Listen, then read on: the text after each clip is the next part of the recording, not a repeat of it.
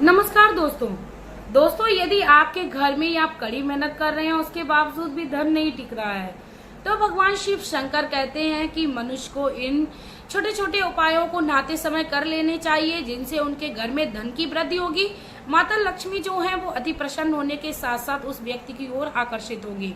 इसके साथ ही दोस्तों, जो भी महिलाएं वस्त्र को उतार कर या वस्त्रों को खोल कर नहाती हैं उससे भी उसके जीवन में क्या प्रभाव पड़ता है, तो आज इस वीडियो में मैं आपने बताऊंगी। दोस्तों वीडियो जो है वो बहुत ही ज्यादा महत्वपूर्ण होने वाली है, तो वीडियो के आप लोग अंत तक बने रहिए, क्योंकि आज भगवान भोलेनाथ ने जो माता पार्वती को उपाय और माता पार्वती को जो ध्यान देने योग्य बात है वो समझाई थी, शास्त्रों में इसका वर्णन है, उसको मैं अपनी वीडियो में लेके आई हूँ। तो आप लोग वीडियो के अंत तक बने रहिए, क्योंकि कहा जाता है आधा अधूरा जो ज्ञान होता है वो हमेशा ही मनुष्य के लिए खतरनाक साबित होता है। दोस्तों वीडियो को शुरू करने से पहले मैं मेरे आराध्य श्री लक्ष्मी नारायण को मैं कोटि कोटि प्रणाम करती हूँ, मैं उनको कोटि कोटि नमस्कार करती हूँ। एक समय की बात है, माता पार्वती और भगवान शंकर हरिद्वार के गंगा के तट पर भ्रमण के लिए निकले। तो माता ने भगवान शंकर से प्रश्न किया, हे स्वामी, इस गंगा में कई सारे पुरुष और महिलाएं जो हैं वो स्नान कर रही हैं। गंगा में स्नान करने के बावजूद भी वह असंतुष्ट है, अशांत हैं और अपने जीवन में दुखी लग रहे हैं। ऐसा क्यों? कहा जाता है गंगा में स्नान करने के बाद व्यक्ति जो है वो प्रसन्नचित अवस्था में आ जाता है और उसके जो पाप हैं वो नष्ट हो जाते हैं। ऐसा होने पर भगवान श्री भोलेनाथ ने मुस्कुराते हुए माता पार्वती को उत्तर दिया, हे देवी, इस गंगा स्नान में जो भी व्यक्ति स्नान कर रहे हैं वो गंगा का स्नान नहीं कर रहे हैं। इसका वर्णन मैं तुम्हें दूसरे दिन करूंगा। कहा जाता है भगवान की लीला भगवान ही जाने। दूसरे दिन भगवान भोलेनाथ ने घनघोर बारिश की और उस बारिश में गली, नदियां और जितने भी चौराहे थे वो कीचड़ से भर गए थे और एक अपने माया रूपी एक गड्ढा बनाया और जिसमें ये भगवान स्वयं उसमें एक वृद्ध का रूप लेकर विराजमान हो गए। मानो ऐसा लग रहा था कोई व्यक्ति रास्ता चलते हुए उस गड्ढे में गिर गए और माता पार्वती से उन्होंने बोला, हे पार्वती, जो भी मनुष्य इस मुझे निकालने के लिए यहाँ से आए, बस तुम उनसे एक ही बात कहना, ये कहना, इन्हें वही व्यक्ति निकाल सकता है जो निष्पापी होगा और जिसने अपने जीवन में कभी कोई पाप नहीं किए होंगे और जिसका मन जो है वो साफ सुथरा होगा। इतना कहने के बाद भगवान भोलेनाथ उस गड्ढे में विराजमान हो गए और माता पार्वती भी एक वृद्धा बूढ़ी माँ का रूप लेकर उस गड्ढे के किनारे बैठ गईं। दोस्तों माता पार्वती यही कहती जा रही थी कि मेरे पति को कोई बचा लो, वो गड्ढे में गिर गया है।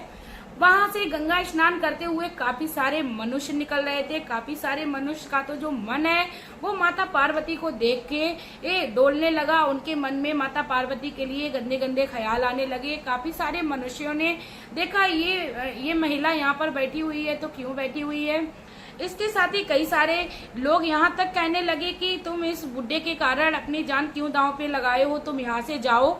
और कई सारे व्यक्ति यदि उनकी मदद करने के लिए आगे आए भी तो वो माता पार्वती के ऐसे वचन सुनकर पीछे हो गए। माता पार्वती ने बोला कि जो भी मनुष्य मेरे पति को बचाएगा वह निष्पापी होना चाहिए, उसने कभी पाप नहीं किया हो और वह अपने जीवन में सदैव भी शुभ कर्मों को करता हो, और नहीं तो वह व्यक्ति इस गड्ढे में डूब जाएगा। इतना सुनने के बाद जो व्यक्ति अपने जीवन में मदद करना भी चाहता था वह भी पीछे हो जाता था।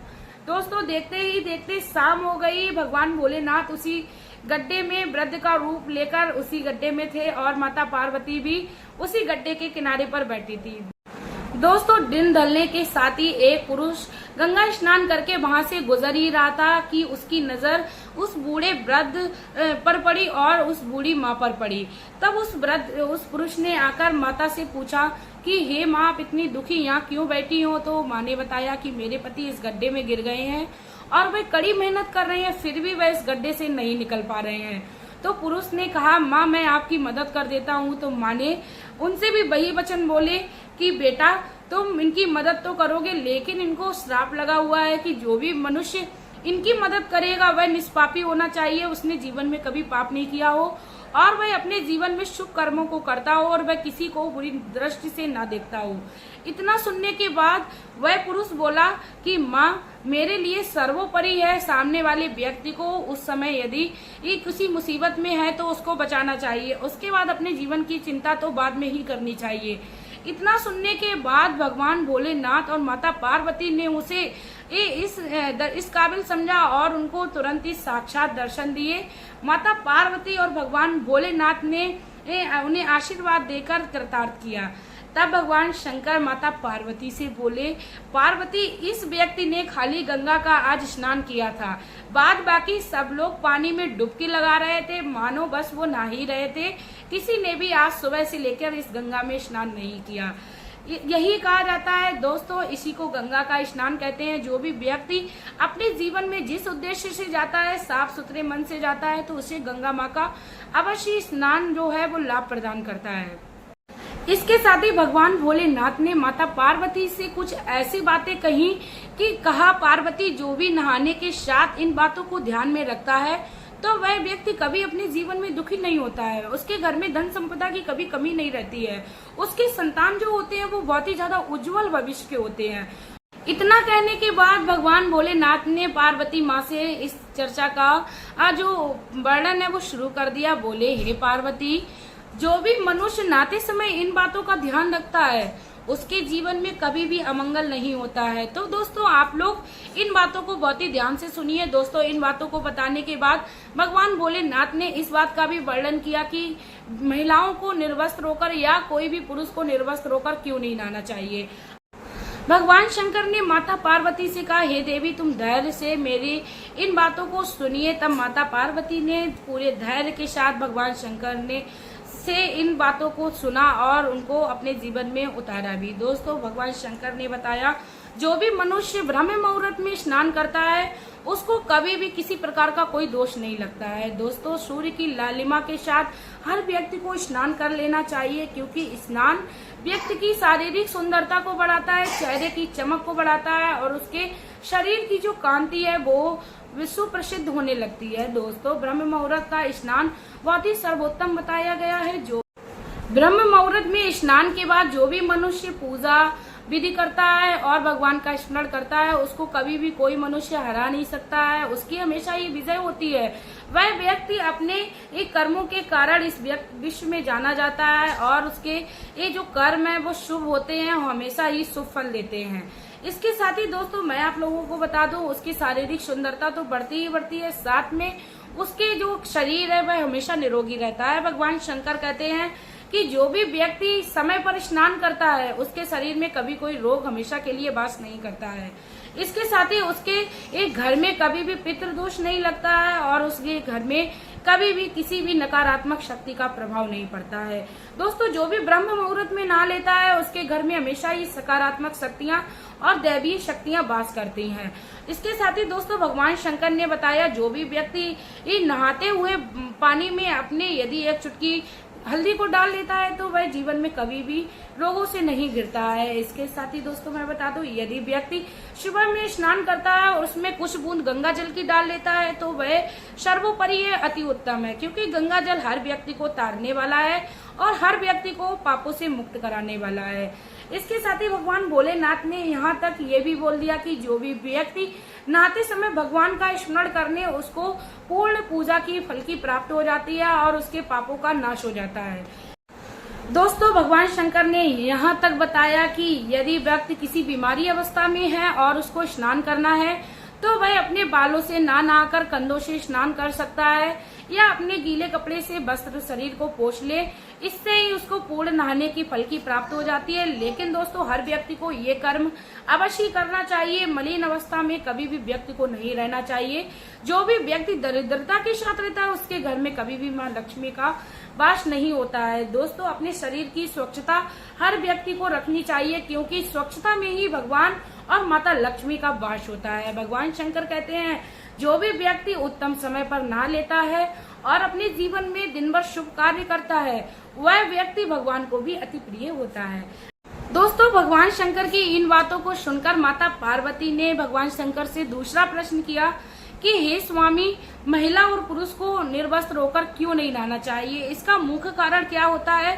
कृपा कर आप मुझे विस्तार पूर्वक समझाइए। तब भगवान शंकर ने पार्वती से कहा, पार्वती किसी भी व्यक्ति को कभी भी निर्वस्त्र होकर नहीं नहाना चाहिए। निर्वस्त्र का मतलब ये है यहाँ पे कपड़े उतार कर। अब यहाँ पे कई सारे लोगों का ये प्रश्न हो जाता है कपड़े पहनकर कैसे नहाया जाए। दोस्तों, कपड़ा अपने तन पर एक अवश्य रखना चाहिए। ये इसका मतलब नहीं होता है कि आप सारे कपड़े ही पहनकर ही नहाइए। आप अपने तन पर एक कपड़ा अवश्य रखिए। इसका मतलब ये है। कई सारे मैंने देखा है वीडियोस में लोग ये भी प्रश्न कर देते हैं कि आप तो एक अलग ही अजीब बात बता रही हो। दोस्तों, हर बात को समझना चाहिए, उसके बाद ही उसका हर व्यक्ति को विरोध करना चाहिए। भगवान शंकर ने माता पार्वती को बताया। पार्वती, द्वापर युग की बात है, एक तट के किनारे गोपियां निर्वस्त्र होकर स्नान कर रही थी। तभी वहां पर भगवान श्री कृष्ण आए और उन्होंने देखा तो उन्होंने तुरंत ही गोपियों के वस्त्र को चुरा लिया।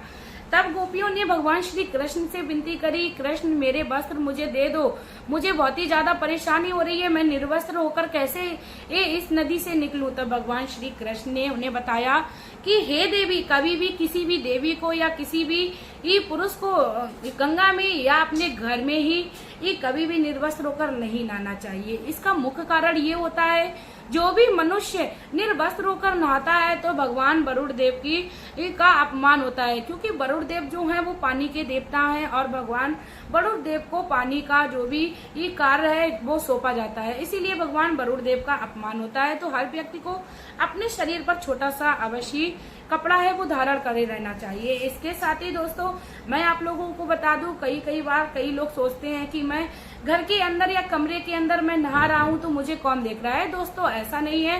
निर्वस्त्र होकर नहाने से हमारे जो पितृजन जो हैं वो भी असंतुष्ट होते हैं, क्योंकि कहा जाता है जब व्यक्ति नहा रहा होता है तो उसके आसपास उसके पितर जो हैं वो रह जाते हैं, क्योंकि नहाए हुए पानी का जो फल है वो पितृजन को प्राप्त होता है। इसीलिए कभी भी किसी व्यक्ति को वो निर्वस्त्र होकर नहीं नहाना चाहिए, क्योंकि पितृजन का यदि वह ज्ञान रखते हैं या पितृजन को खुश रखना चाहते हैं तो इस कार्य को कभी भी भूल कर ना करें। दोस्तों, माता पार्वती ने भगवान शंकर से इन महत्वपूर्ण बातों को जैसे ही सुना, माता पार्वती ने भगवान शंकर को प्रणाम किया।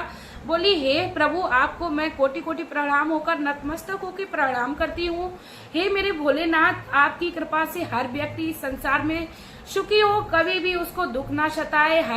माता पार्वती बोली कि हे प्रभु, आपकी कृपा से हर व्यक्ति को गंगा के स्नान के फल की प्राप्ति हो, क्योंकि गंगा जो है वो हर व्यक्ति को पापों से मुक्त कराने के साथ साथ व्यक्ति को जीवन मरण के चक्रव्यूह से निकालती है और परम मोक्ष की प्राप्ति कराती है। इसीलिए दोस्तों, मृत्यु के बाद गंगा स्नान व्यक्ति को हमेशा ही कराया जाता है। गंगा स्नान व्यक्ति को जीने के साथ साथ मरने तक साथ देती है और व्यक्ति को अपने जीवन में गंगा माता का अवश्य ध्यान करना चाहिए और उनके महत्व को समझना चाहिए।